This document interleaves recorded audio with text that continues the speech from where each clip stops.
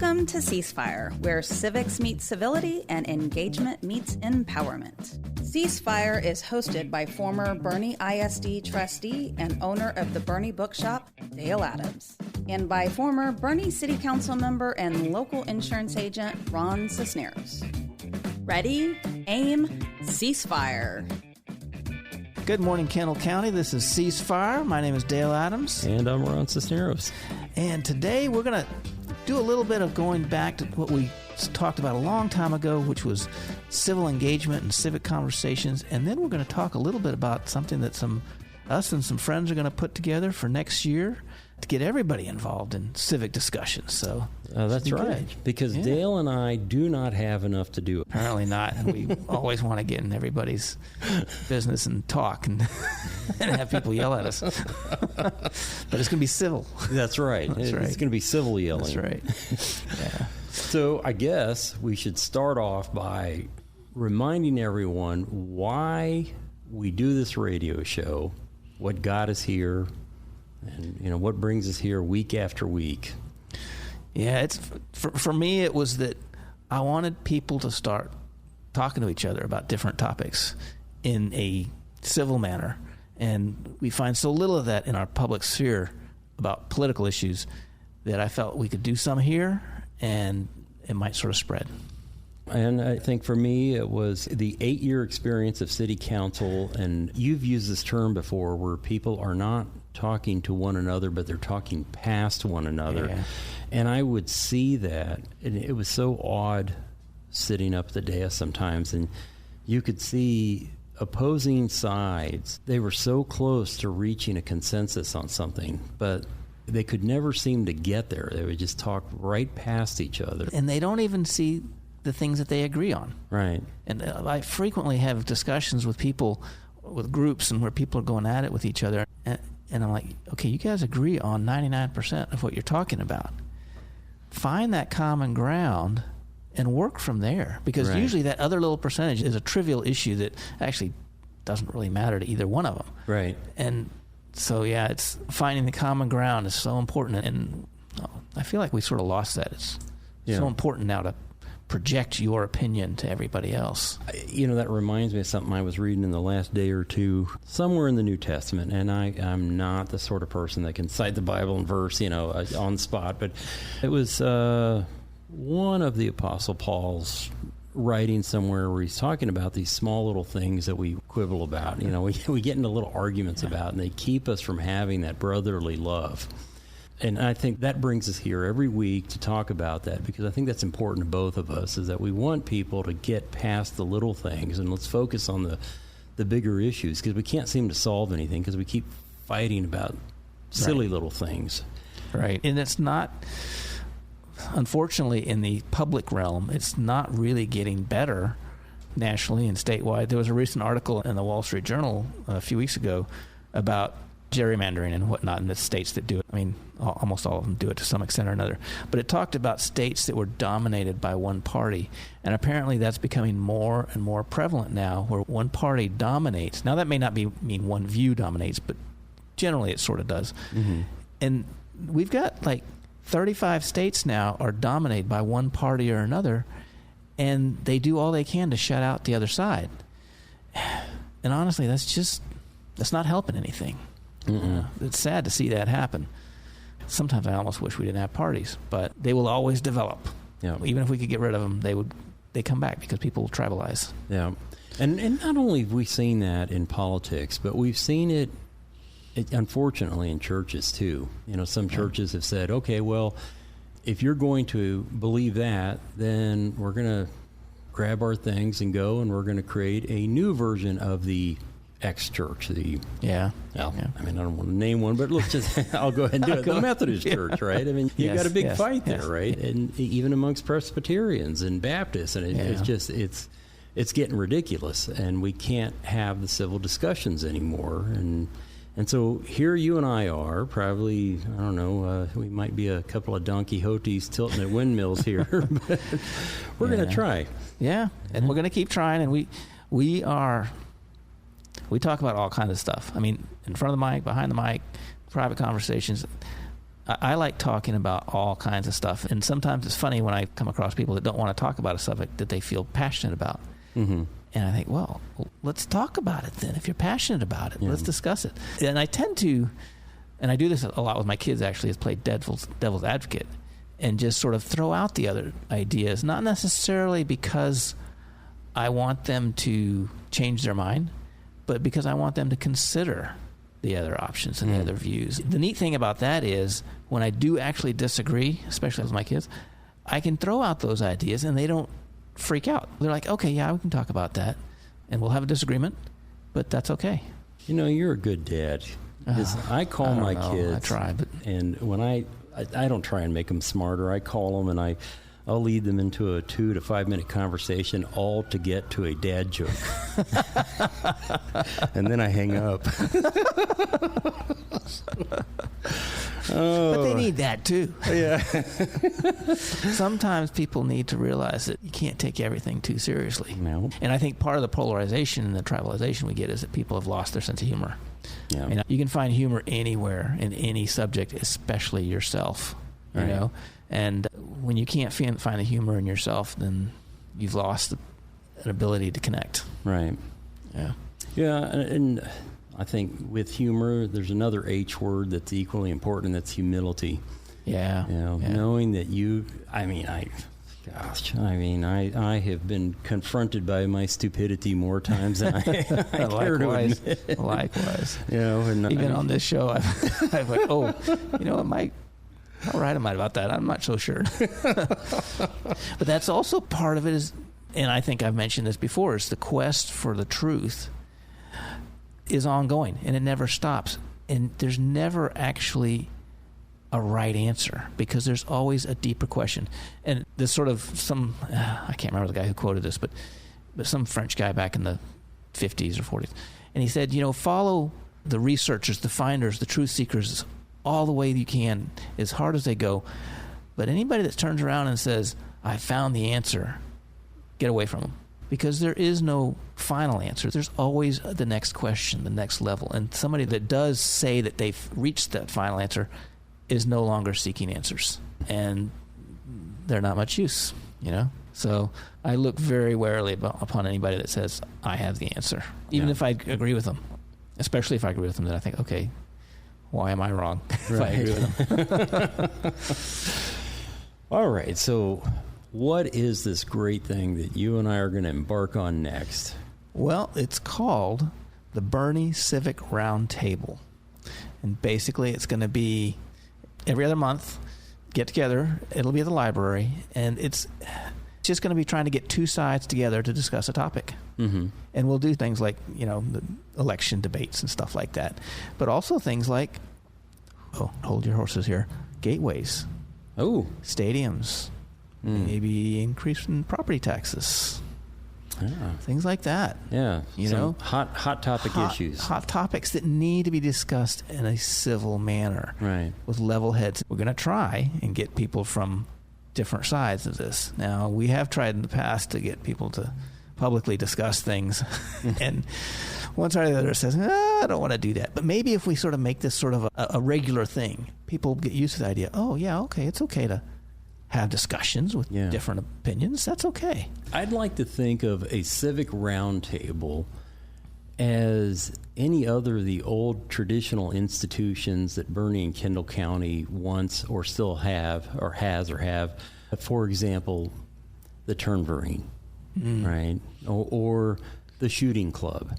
Or any other of these social institutions that bring people together. And I say, why not have one where people get together and discuss how many CBD shops we have in Boerne? Because apparently we got a third one coming in, and that's the latest debate on Facebook. If you were to get on Facebook, and you'd see what everybody's raging about. It's, well, how many of these do we need? And then on the other side, you've got the people that say, well, you know, this stuff's actually good for you, and it's better than popping Tylenol or ibuprofen, and okay, you know, I don't know enough about the topic to tell you one way or another, but that would be a great discussion to have. How many of these do we need, and who decides it? And you and I have talked about the coffee shops. How many of those do we need, right? Until people say, that's enough and stop buying there. But we could talk about that. We could talk about Buc-ee's, like you said, the gateway or bypasses, any of these issues. What we've seen personally, and I think people in the audience will agree with this, is if you have a hot topic issue,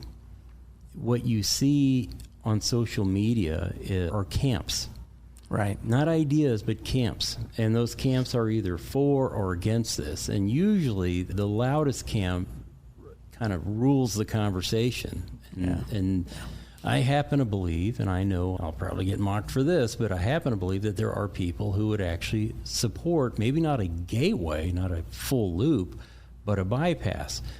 And in fact, I know people who do, but they're reluctant to say that because they have a business in town, or they don't want to be ridiculed, or they don't want a target on their back, right? And then when I hear that, that discourages me, that bothers me, because that's not the way it's supposed to be. I mean, so we can put the target on our back. Everybody can take their pot shots, and maybe everybody else will learn something. Yeah, there you go. But I think by doing this and bringing some of these hot topics to a public, civil conversation will help the two camps to sort of mellow out a little bit by making a public conversation rather than these online sort of back and forth stuff that keeps going on.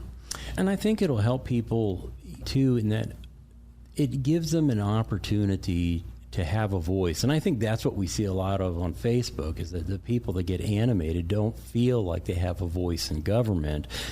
And you and I have tried to explain many times on the show that the best way to do that is to actually show up and get engaged, right? And not just going to a city council meeting or a commissioner's court meeting or school board meeting, but showing up in other ways in your community and being involved.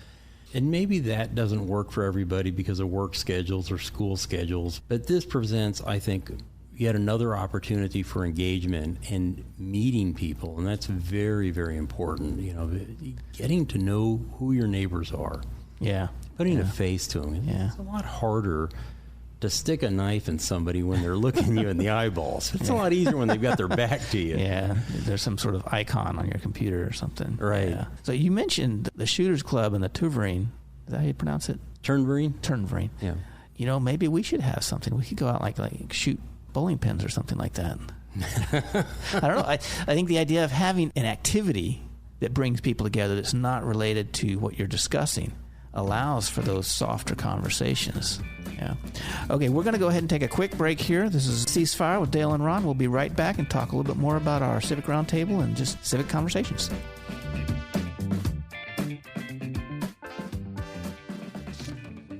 Boerne has its own bookshop. In fact, it's called the Boerne Bookshop. Hi, I'm Dale Adams, inviting you to get lost. Get lost in a good book in our relaxed and casual atmosphere. We have a wide and eclectic selection in the Boerne Bookshop, and we pride ourselves on finding what you're looking for. We do author meet and greets, host writing workshops, and can connect you with a good book club. And your young ones will absolutely love our kids section at the Boerne Bookshop. And while we want you to get lost, we're easy to find, as we're in the heart of Boerne at the back of the Richter Tavern building. We are the Boerne Bookshop.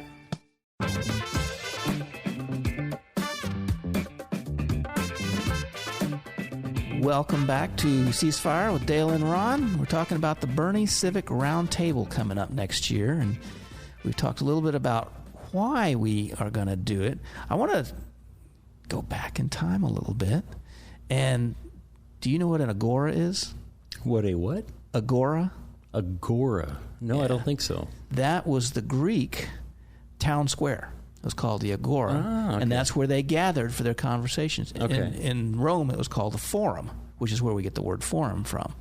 And basically, these were places in the middle of town where people would get together and they would just talk and talk and talk. But that's where they would hash out their ideas and their ways of how they want to run their community or their city or whatever. And I think it's a wonderful idea. Now, they were smaller communities than the U.S. is today, but they set the example that people get together and they talk about things. So I think there's some history there that we've had that. And I'm going to go ahead and throw in the round table. And this is about my book that I got today. So anybody know where the round table comes from? Other than a round table. Knights of the Round Table? Yes. Huh? So King Arthur had a round table. And the point of it was to have more of an egalitarian type of leadership. Now, he was the king and they were the knights and all that, but it was an effort to promote egalitarianism. And so we've got a book called The Great Book of King Arthur and His Knights of the Round Table, written by an authority on King Arthur.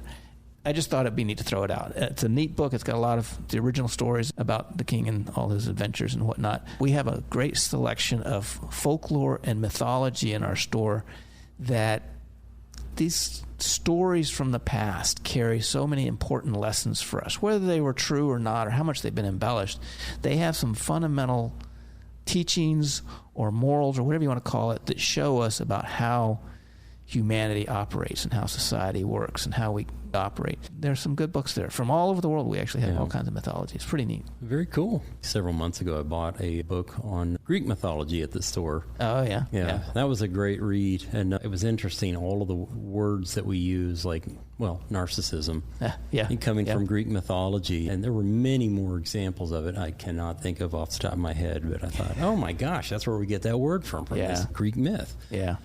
There's a lot of that. Yeah. And speaking of words, I did look up Boerne Civic Roundtable when we were talking about this. I thought we were talking about the Turnverein earlier, and I thought, we got to have a German name. We're in a German community. Let's have a German name. And so I looked up Civic Roundtable. And anyway, I took a look at that word or words, and I said, no, never mind. Oh, really? Yeah, it was a little bit too difficult for me. I struggle even with what should be a native tongue. I can't even say words in Spanish. Like I go to Las Palapas, and one of my favorite tacos is now that I'm thinking about it, I'm not going to be able to say it. Taco norteño. I got it right. When I go to order that, the words that come out of my mouth are not norteño. It's like something else. So speaking of that, the plan is to have it every other month. Mm-hmm. January, let's see, was it January, March? January, March, May, July, September, and November would be the last meeting of the year. Yeah. And we, like you mentioned earlier, we would meet at the library on the second Wednesday of every other month. Yeah.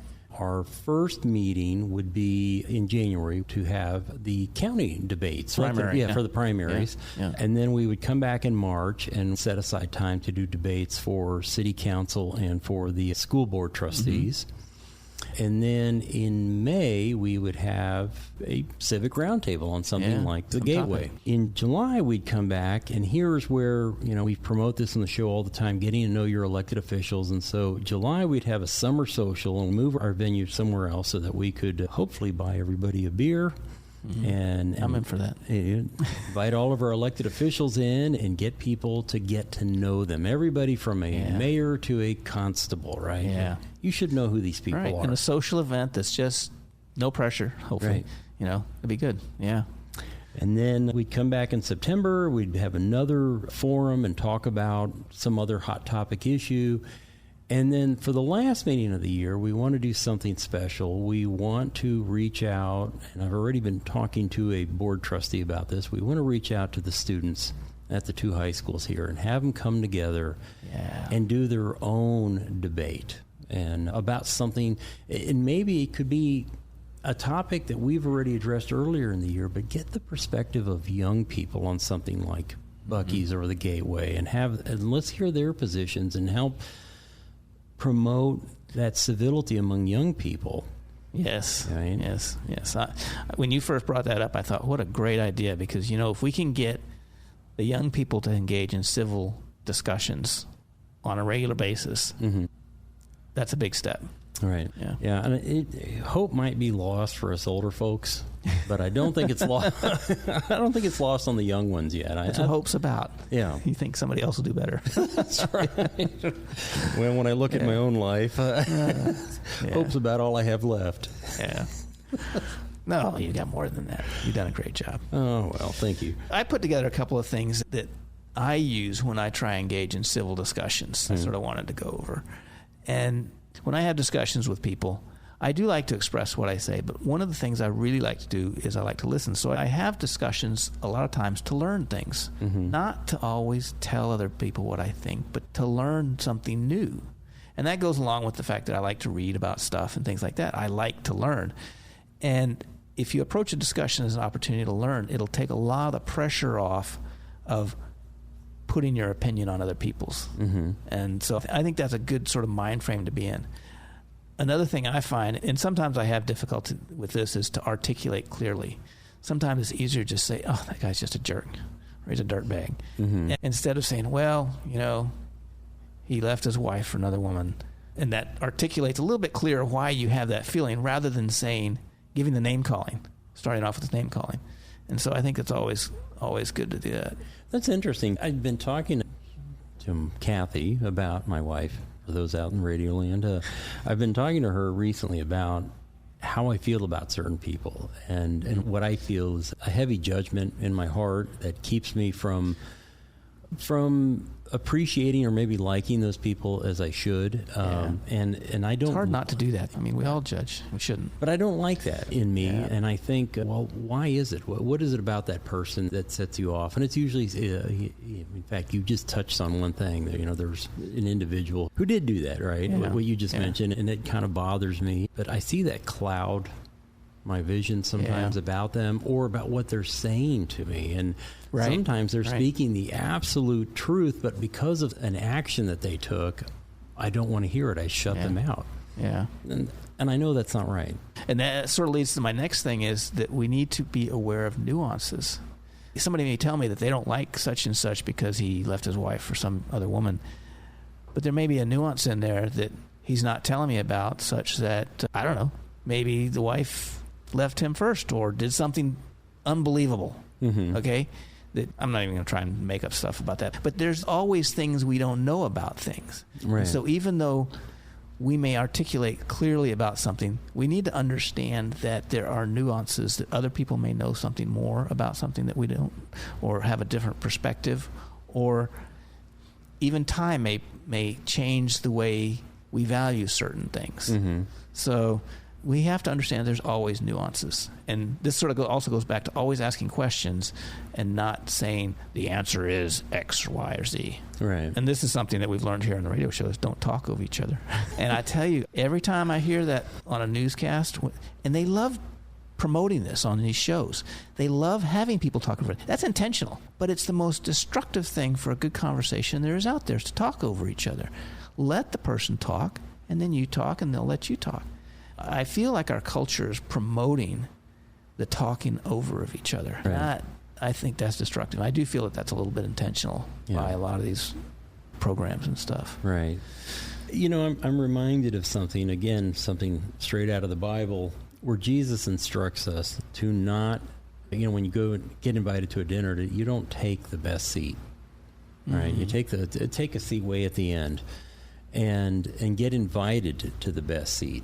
And that way you spare yourself the embarrassment of, if you assume that you get the best seat and then you get walked back to the worst seat, And I look at conversations the same way. I started this about a couple of years ago. I ask myself, before you speak, is it topical? Is it important? Do you really need to get that out? And if not, just hang on to it. And what happens is people see that you're not saying anything, and they make inquiries. They ask you to speak, right? Yeah. And so you get invited into a conversation. Oh, I like that. And then you know that what you're offering is, you've been invited to offer something, and it's welcomed. It's really fascinating how often that happens. So just sit back and let somebody else talk, and then they will become aware of the fact that there's only one voice in the room, and they will pull yours out. And most people are good people. I mean, there's some selfish, self-centered people out there that will never invite you to speak, but I think overall most people will say, wait a second, what do you think? Yeah, right? Yeah. That, I like that. I think that's a really neat perspective, because not only does it have you wait until you have something more meaningful to say, but also the person listening is going to be more in a mind to listen to you. If you're always giving your opinion about something or saying stuff all the time, people will tend to tune you out a little bit.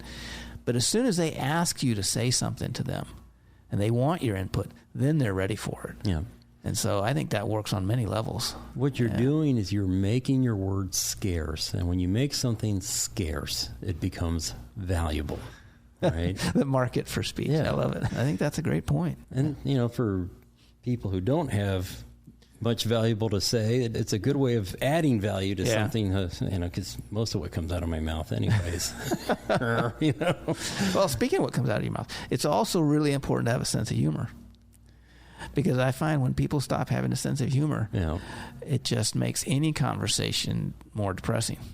You always have to have a little bit of humor to throw the humility around, because humility is important, and humor helps bring that out in a safe way.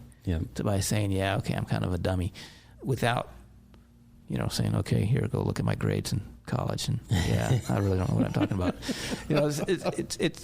It's humor is a way to get out your vulnerability and your humility, which we do need to have. Yeah. Self-deprecating humor works for me. It works for me too. And it charms the ladies. For you young single guys out there, try some self-deprecating humor. You can't always go around like a peacock. True. It makes people feel safer because it makes you less threatening to them. And so humor is great. Self-deprecating humor is even very appropriate a lot of times. Some of my best material is self-deprecating humor. I'm not going to go there. I don't know whether I should agree with you or compete with you or what. I think the whole point of a lot of this is to find the commonalities in our conversations, because getting back to what I said earlier, once you find those commonalities and you focus on those, you start to realize that the little stuff is just the little stuff. And whether you agree on it or not is not that relevant. Right. And it's amazing, as I stated earlier in the show, how close people come to finding commonality, but they get hung up on a few words or a few small things. They'll burn a bridge rather than cross it, and they'll miss out on a compromise. And I saw that one too many times, and I hope that the Civic Roundtable will encourage people to look past the little things and work on the big thing. And the big thing is building a community and civic conversation. Okay, we're going to go ahead and wrap that up with Ceasefire today. And if you missed any of it, you can always go to BoerneRadio.com and check out our podcast. And we will see you next week.